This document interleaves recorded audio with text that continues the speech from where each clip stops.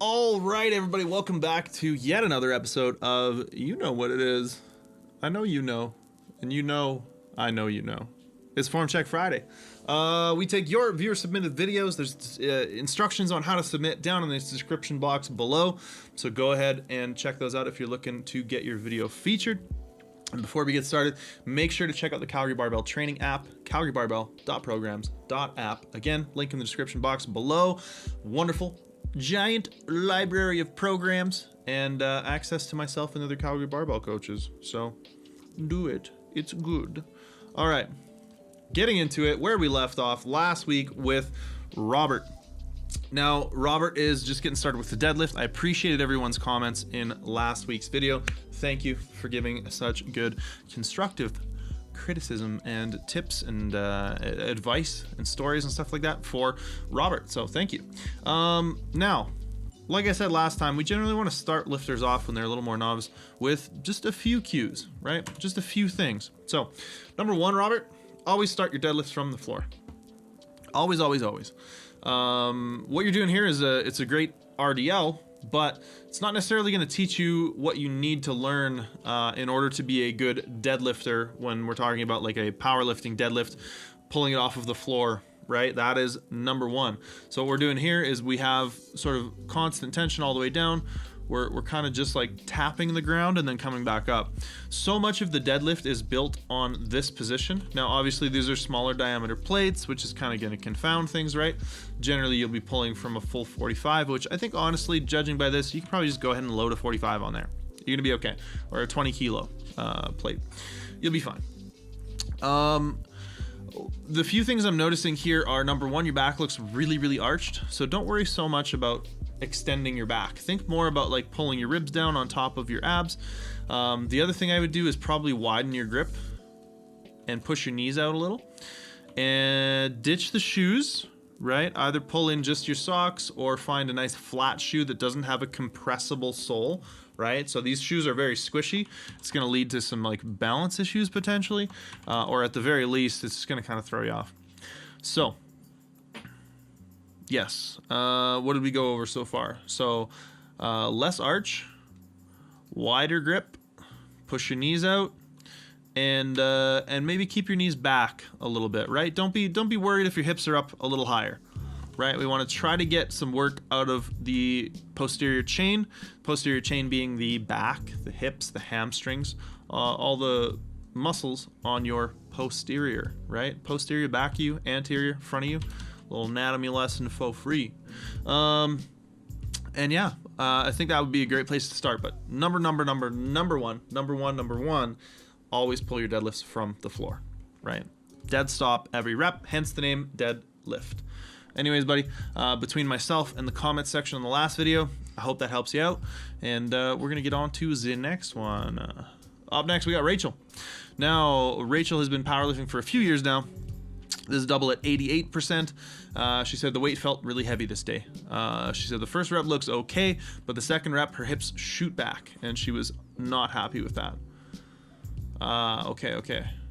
I think I see what's going on right off the hop.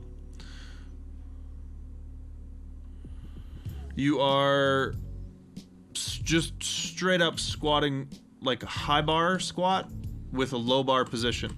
Like you're super upright. You have a ton of forward knee travel. Not necessarily a bad thing, actually. But I can see your pelvis like tuck under you at the bottom here. So what I would get you to do is learn how to lean a little more. Learn how to put just a little bit more lean into the squat so that when you're descending, don't worry about staying so far upright. Allow yourself like a tiny little bit, like you're here. If you just go here with your torso angle, I think that's going to do a world of good for you. The hips are shooting back because they're trying to find a stronger position. Out of the bottom, like you're just, all you can do is push with your quads here, kind of, right? So at best case scenario, it's going to be slow. Worst case scenario, we're going to get ditched forward quite a bit. So that actually, to me, looks like a better squat position. So this position that you kind of end up being pushed into, to me, I think looks like a more efficient position. And It's probably the reason your body's trying to put you here when it gets hard. So, yeah, I think this position here, see the difference in the angle of your torso? Like, it's not a side angle, but I guess I can draw lines through like your lower body to give you a frame of reference, right? So if we've got that, right, look at the difference there. Also, the thing with squatting this upright and this much forward knee travel is it kind of looks like we're not at depth, despite the fact that we're going through a huge amount of range of motion. It kind of looks like we're maybe a little high, which like doesn't make any sense, right? And generally, if we keep the knee further back, right, the knee's gonna it's gonna pivot in a sort of circular motion around the ankle. So your knee's actually gonna end up in a higher position if your hips are back further, right? By virtue of this moving this way. What that's gonna do is it's gonna make your knee, appear and be higher than the crease of your hip. So I think that's gonna help you make selling depth in a competition a lot easier too. But yeah, if we can get back to where your hips kind of like shot to on this second rep, yeah, that. I would coach you to try to squat more like this, if I'm being totally honest with you. So yeah, embrace the lean. We've been talking about that a lot in these last few episodes, but try it out. Let's see how that works for you. All right, up next is Kyle. Kyle is doing some bench press. Now, so Kyle played college football. He's a strength and conditioning coach in Columbus. And this is him hitting, I believe, a long-time goal of 405. And he's wondering if there's anything to change. Let's see if we see a football bench press here. Yep. So, Kyle, it really depends on your goals with what you're doing in the bench press, right? If you're looking to compete in powerlifting, there's one set of ways to do things. If you're looking to just make your triceps and shoulders and chest stronger for other sports, you do things differently, right? This is how a lot of football players bench. And there's not anything necessarily wrong with that. It all just matters why you're doing the exercise. If you're doing the exercise to get good at bench press, as a goal in and of itself, which is what powerlifters do, then I would change a whole lot of things.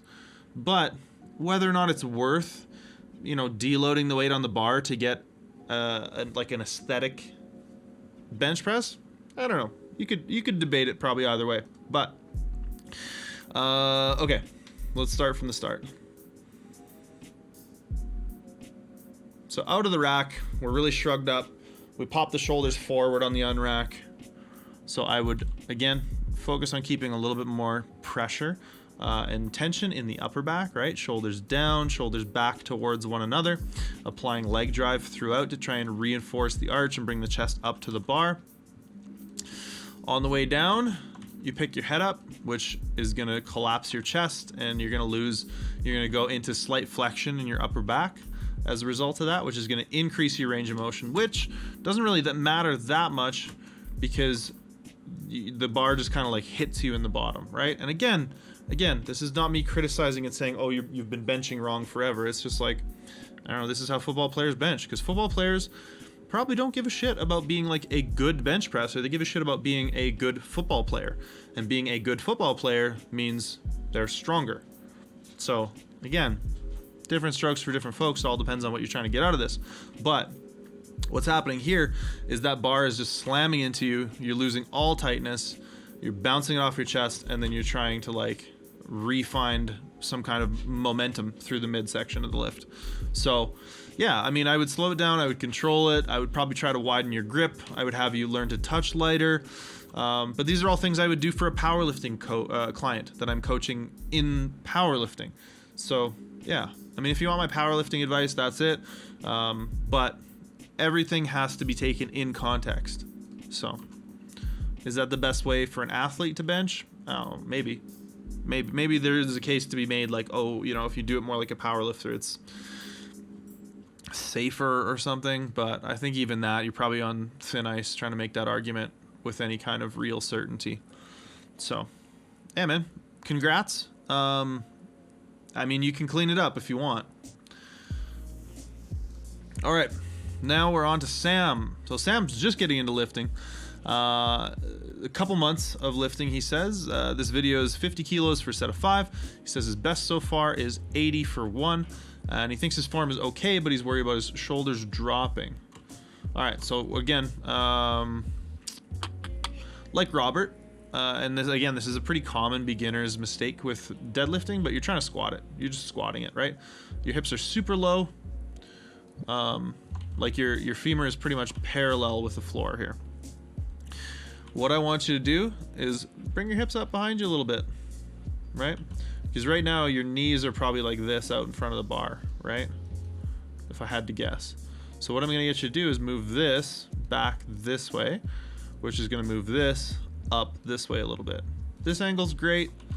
We can probably pull the shoulder blades down into your, like think about pulling the shoulder blades down into your lats a little bit.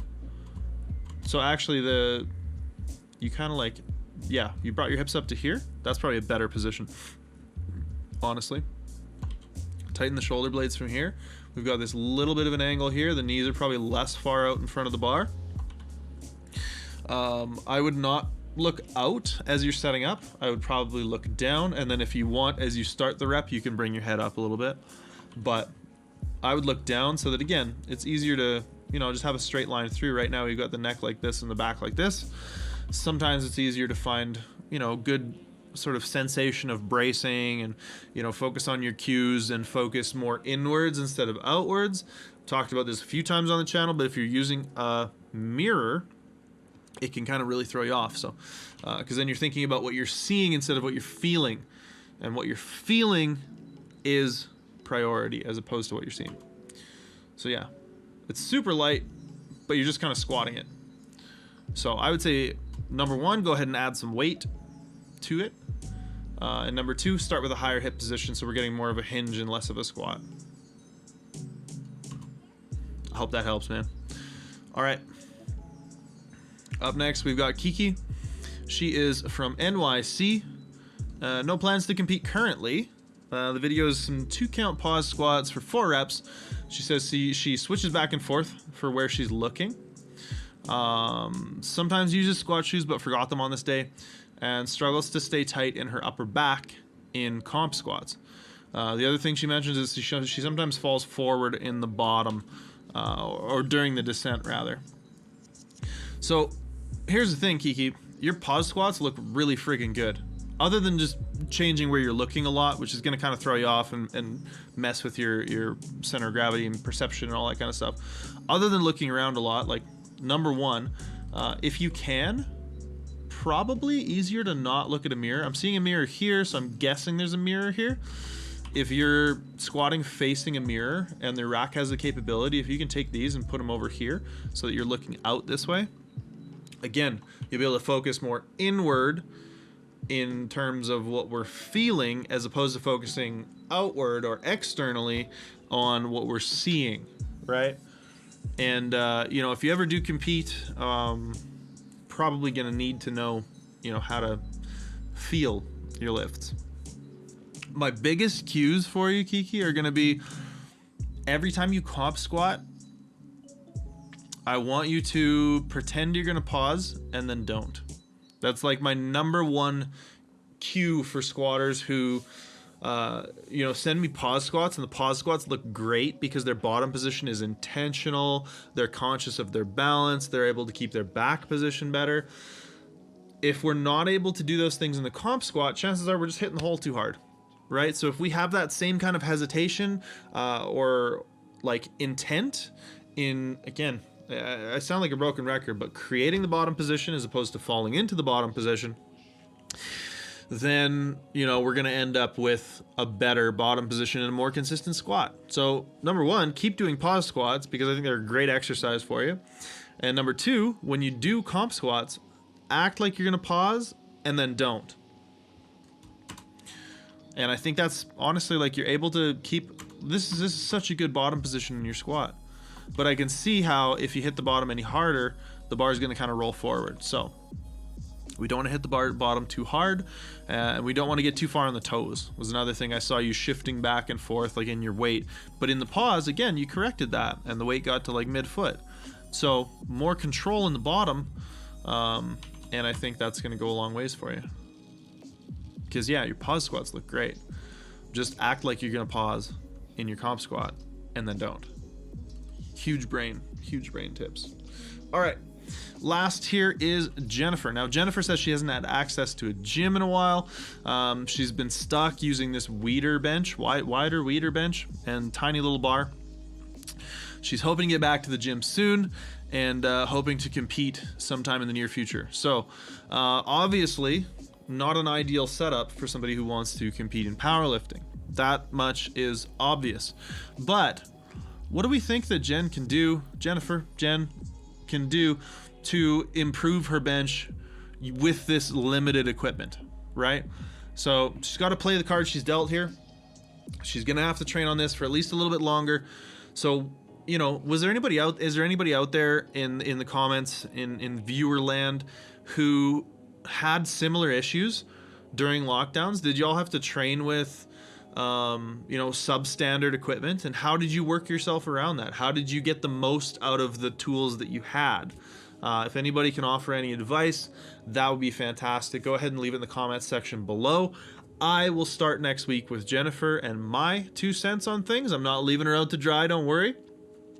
And before I sign off, make sure to go check out the Calgary Barbell training app. It is a fantastic value. Again, gives you access to myself and the other Calgary Barbell coaches and our extensive program library. Link for that is in the description box below. We'll see everybody next week for Form Check Friday. Take care.